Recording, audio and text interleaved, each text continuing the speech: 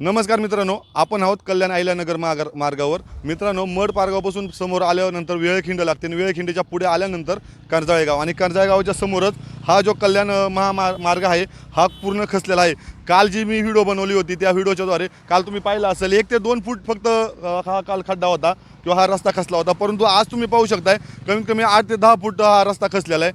आणि आता याला जबाबदार नक्की कोण? याला जबाबदार नक्की ठेकेदार, प्रशासन, ठेकेदार की आपले इथले शेतकरी? कारण की काल कमेंट बऱ्याच आल्या होत्या की इथल्या खालच्या शेतकऱ्यांनी वगैरे खाली माती उपसा केला त्यामुळं खाली गेलं. परंतु मित्रांनो, हा प्रश्न इथं उद्भवतो की हा तुम्ही समोर पाहू शकता, इथं एवढा मोठा डोंगर आहे आणि ह्या डोंगराचं जे पाणी येतं खाली, हे पाणी जाणार कुठं?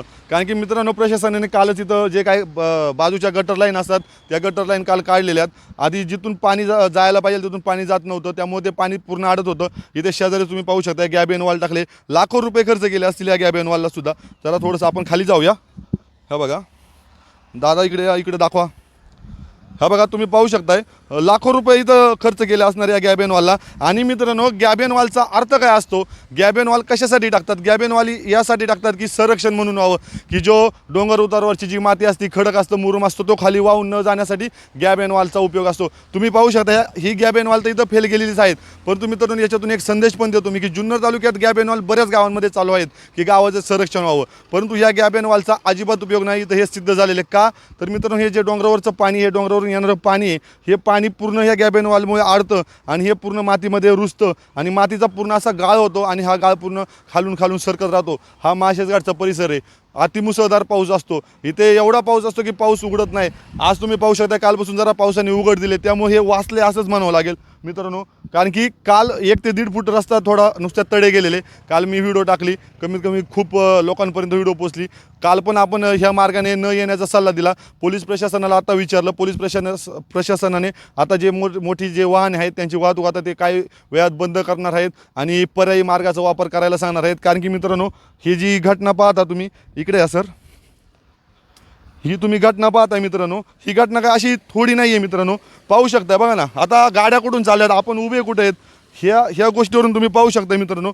ह्या घटना म्हणजे झाल्यात. आता याला ठेकेदार जबाबदार आहे असंच म्हणावं लागेल. कारण की मित्रांनो, तुम्ही पाहू शकता इथं कोणतीही दगडीचा यांनी वापर केलेला नाही आहे. जे काय म्हणतात त्याला आपण जी माती टाकलेली यांनी सगळं मुरुम, इथं मुरुम किंवा खडी वापरायची होती की जेणे खालचा जो भाग असतो तो कठीण झाला पाहिजे आणि त्याच्यावरती रस्ता बनवायचा असतो. परंतु इथं उघड दिसतो मित्रांनो, ह्या सगळा मातीचा वापर करण्यात आलेला आहे आणि हा मातीचा वापर करण्यात आलेला. आणि मित्रांनो, याला सगळ्यात महत्त्वाचा एक पॉईंट आहे, काल कमेंट बऱ्याच आलेल्या की याच्यातलं स्टील कोणी खाल्लं. तर मित्रांनो, तुम्ही पाहू शकता याला स्टील तर कुठं नाहीच आहे, याच्यात स्टील काय दिसतच नाही आहे. आणि खरी घटना आहे मित्रांनो, काय झालं आहे, हा कल्याण अहमदनगर जो महामार्ग आहे हा खूप वाहतुकीचा मार्ग आहे आणि ही घटना झाली कर्जाळे गाव शेजारीचं असणारं शिवेचीवाडी हे गाव आहे. ह्या गावाशेजारी झालेले तुम्ही पाहू शकता. आता गाड्या कुठून चाललेल्या आहेत, आपण किती खाली आहे, ह्या घटना घडत चाललेल्या आहेत. याला जबाबदार नक्की कोण? आपण या ठेकेदारांना किती सांगायचं? ह्या जुन्नर तालुक्यामध्ये विकास घडतोय की अविकास घडतोय? तुम्ही पाहू शकता बघा ना, डायरेक्ट 2 तुकडे पडलेत, या रस्त्याचे 2 तुकडे पडलेत. जसं काय नाही का बिस्किट कसं मोडतो त्या प्रकारे रोड मोडून ठेवले असं झाले. आणि याचा आता मार्ग काढावा लवकर प्रशासनाने, कारण की इकडनं वाहतूक खूप मोठ्या प्रमाणात असते. भाऊ, इकडनं दाखवा. आता तुम्ही इथं पाहू शकता खाली, इथं कुठं दिसतंय का तुम्हाला? स्टील दिसते, खडी दिसते. हा बघा मित्रांनो, बघा हे अशा प्रकारे जर हे काम असेल काय आहे याचं सांगा. हा बघा, अजून सुद्धा हाताने जातं हे राहो. हे अशी कामं करतात का? एवढं भंगार कामं केली जातात का? सांगा तुम्हीच. आता काय बोलण्यात अर्थ नाही. हे ठेकेदारांना काही सांगू शकत नाही आपण.